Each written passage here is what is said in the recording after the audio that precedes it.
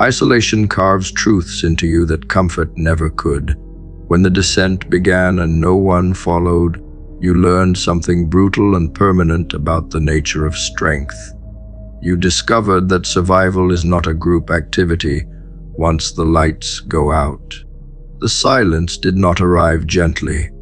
It pressed against you, stripped excuses away, and forced you to listen to thoughts you had been avoiding for years. In that quiet, you faced fear without witnesses and pain without applause.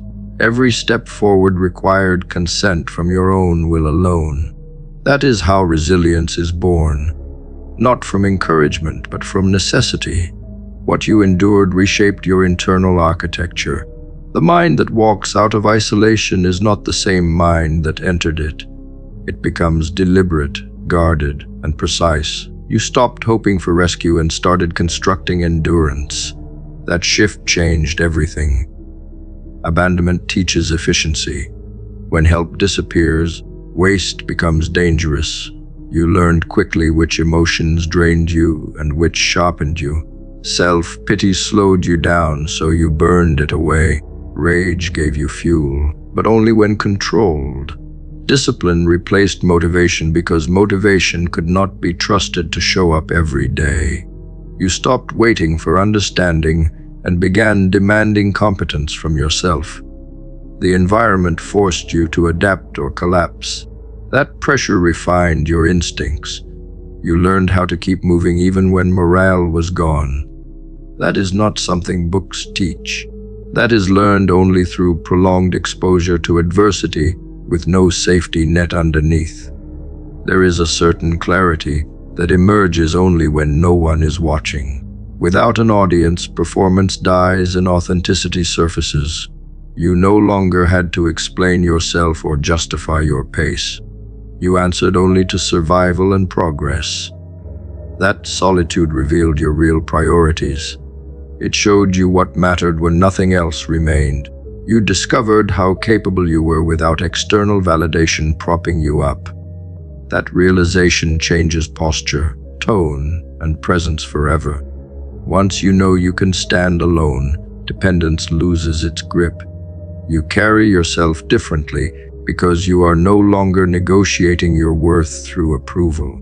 Pain without witnesses teaches accountability. There is no one to blame when no one is around.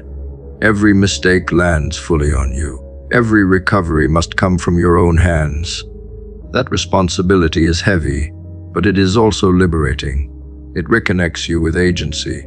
You stop viewing yourself as a victim of circumstances and start acting as an operator within them. The moment that shift occurs, your trajectory bends upward.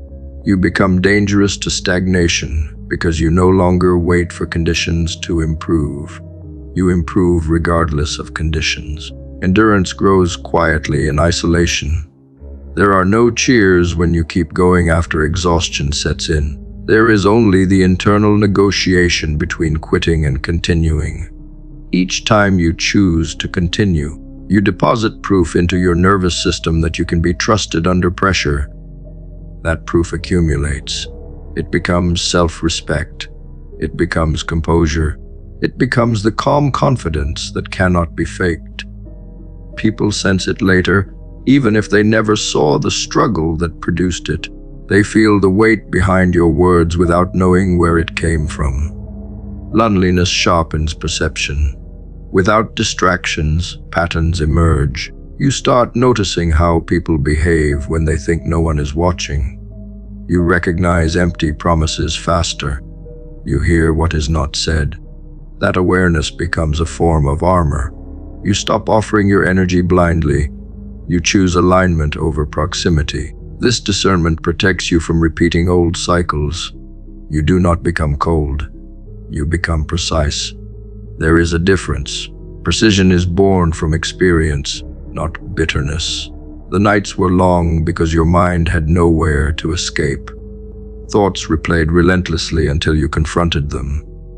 You processed regret, anger, grief, and disappointment without numbing them away.